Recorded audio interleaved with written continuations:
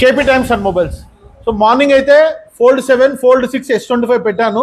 So చాలామంది Fold 6 పర్సనల్గా message చేస్తున్నారు, కొద్దిగా బిజీగా ఉండడం వల్ల వాళ్ళకి రిప్లై ఇవ్వలేకపోయాను.